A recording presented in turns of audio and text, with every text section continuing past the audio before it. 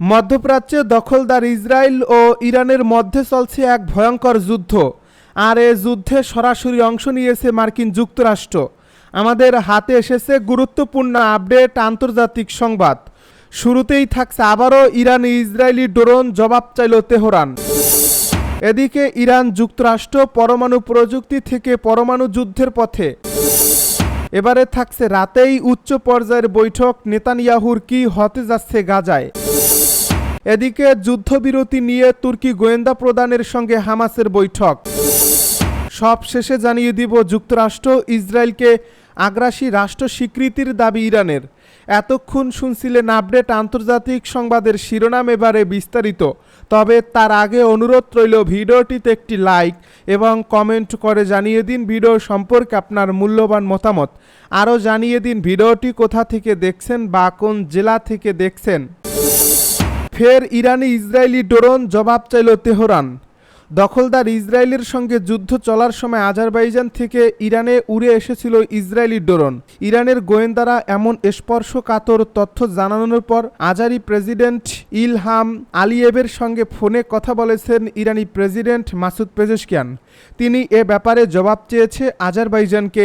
বিষয়টি তদন্তের আহ্বান জানিয়েছেন। তিনি বলেছেন, আজারবাইজান থেকে সত্যিই ইসরায়েলি ড্রোন ইরানে প্রবেশ করেছিল কিনা সেটির জন্য গুরুত্বের সঙ্গে তদন্ত করা হয়। আর্মেনিয়ায় নিয়োজিত ইরানি রাষ্ট্রদূত মেহেদি সোবাহানি বলেছেন, আমরা তথ্য পেয়েছি স্বল্প সংখ্যক ড্রোন আমাদের প্রতিবেশী দেশগুলোর আকাশসীমা থেকে ইরানি অঞ্চলে প্রবেশ করছে। ইরান ও আজারবাইজানের প্রেসিডেন্টের মধ্যে টেলি আলাপের সময় আমাদের প্রেসিডেন্ট আজারি প্রেসিডেন্টকে বিষয়টি সম্পর্কে গুরুতর তদন্তের আহ্বান জানিয়েছেন। আমরা এ তদন্তের ফলাফলের জন্য অপেক্ষা করব। বার্তা সংস্থা ইসনা জানিয়েছে, ইরানি গোয়েন্দারা জানিয়েছেন যুদ্ধের সময় দখলদার ইসরায়েল আজারবাইজানের আকাশসীমা ব্যবহার করছে। ইরান যুক্তরাষ্ট্র পরমাণু প্রযুক্তি থেকে পরমাণু যুদ্ধের পথে। গত 2 দশক ধরে বিশ্ব রাজনীতিতে অন্যতম আলোচিত ইস্যু হয়ে দাঁড়িয়েছে ইরানের পারমাণবিক কর্মসূচি। 2003 সালে আন্তর্জাতিক আণবিক শক্তি সংস্থা জানায়, তেহরান গোপনে প্রায় 18 বছর ধরে একটি গোপন পারমাণবিক কর্মসূচি চালিয়ে আসছে। তখন থেকেই এই ইস্যুটি আন্তর্জাতিক কূটনীতির কেন্দ্রে চলে আসে। এই তথ্য সামনে আসার পর পারমাণবিক অস্ত্র বিস্তার রোধ চুক্তির একজন স্বাক্ষরকারী হিসেবে ইরানের ভূমিকা নিয়ে প্রশ্ন ওঠে। পশ্চিমা দেশগুলোর পাশাপাশি চীন ও রাশিয়ার মতো মিত্ররাও নিন্দা ও চাপের মাধ্যমে তেহরানের উপর আন্তর্জাতিক নিষেধাজ্ঞা আরোপ করে। তৎকালীন ইরানি প্রেসিডেন্ট মোহাম্মদ খাতামি দাবি করেন, পারমাণবিক কর্মসূচির উদ্দেশ্য ছিল সম্পূর্ণ শান্তিপূর্ণ। তবে যুক্তরাষ্ট্র বরাবরই সন্দেহ প্রকাশ করে আসছিল যে ইরান গোপনে পারমাণবিক অস্ত্র তৈরির চেষ্টা করছে। এই ইস্যুটি জর্জ ডব্লিউ বুশ থেকে জো বাইডেন পর্যন্ত সব মার্কিন প্রেসিডেন্টদের শাসনামলে গুরুত্বপূর্ণ ইস্যু হয়েছিল। 2002 সালে প্রেসিডেন্ট বুশ তার এক্সিস অফ এভিল ভাষণে ইরানকে অন্তর্ভুক্ত করেন এবং দেশটির উপর কঠোর নিষেধাজ্ঞা আরোপ করেন। পরবর্তী প্রেসিডেন্ট বারাক ওবামা কূটনৈতিক পথে সমাধানের চেষ্টা করেন এবং যুক্তরাজ্য ফেরান। চীন, রাশিয়া ও জার্মানির সঙ্গে আলোচনার মাধ্যমে 2015 সালে যৌথ সমন্বিত কর্মপরিকল্পনা চুক্তি স্বাক্ষর করেন। এই চুক্তির আওতায় ইরান তাদের পারমাণবিক কার্যক্রম সীমিত রাখবে এবং আন্তর্জাতিক পর্যবেক্ষণের অধীনে রাখবে। এর বিনিময়ে আন্তর্জাতিক নিষেধাজ্ঞা শিথিল করা হয়। তবে 2018 সালে প্রেসিডেন্ট ডোনাল্ড ট্রাম্প যুক্তরাষ্ট্রকে ওই চুক্তি থেকে একতরফাভাবে প্রত্যাহার করে নেন এবং ইরানের বিরুদ্ধে আবার কঠোর নিষেধাজ্ঞা আরোপ করেন। এর জবাবে তেহরান চুক্তির শর্ত ভাঙতে শুরু করে এবং ইউরেনিয়াম সমৃদ্ধকরণ 60% পর্যন্ত বাড়িয়ে দেয়।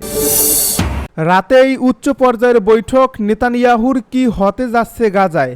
গাজা যুদ্ধ ও জিম্মি চুক্তি নিয়ে আজ রাতে উচ্চ পর্যায়ের বৈঠক করবেন ইসরায়েলের প্রধানমন্ত্রী বেঞ্জামিন নেতানিয়াহু, খবর টাইমস অফ ইসরায়েলের। সংবাদ মাধ্যমটির এ প্রতিবেদনে বলা হয়, স্থানীয় সময় রোববার রাতে প্রধানমন্ত্রী বেঞ্জামিন নেতানিয়াহু বেয়ার শেবাতে আইডিএফ সাউদার্ন কমান্ডের সদর দপ্তরে গাজা যুদ্ধের বিষয়ে একটি বৈঠক করবেন।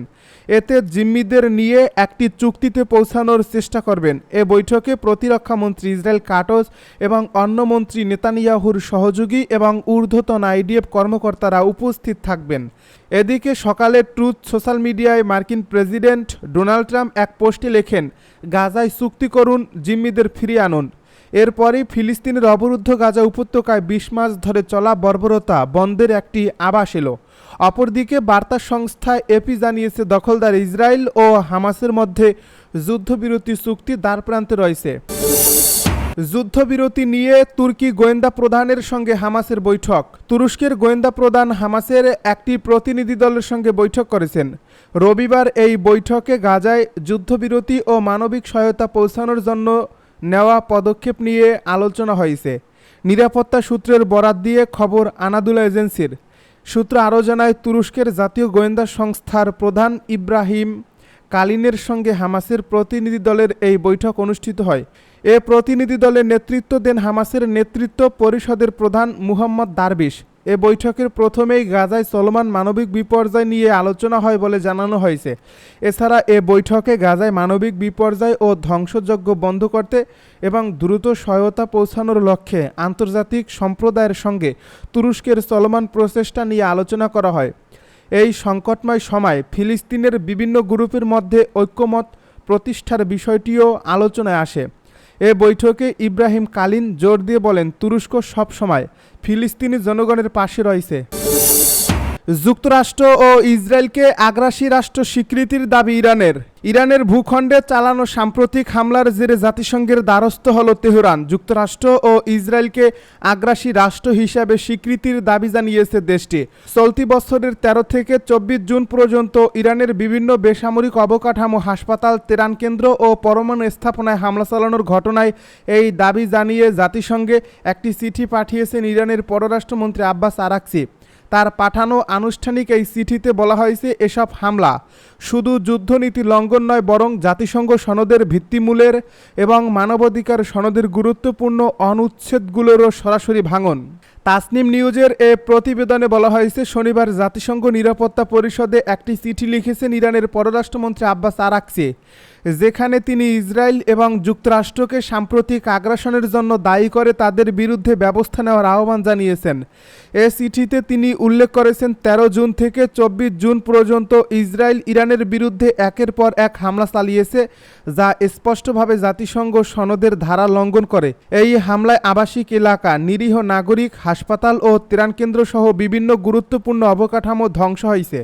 এছাড়া ইরানের কুম, আরাক, ফোর্দো, নাতাঞ্জ ও ইস্পাহানের পারমাণবিক কেন্দ্রগুলোতেও আঘাত করা হয়েছে, যা জাতিসংঘ সনদ, পারমাণবিক অস্ত্র নিরস্ত্রীকরণ চুক্তি ও আন্তর্জাতিক পরমাণু সংস্থার বিধিনিষেধের স্পষ্ট লঙ্ঘন।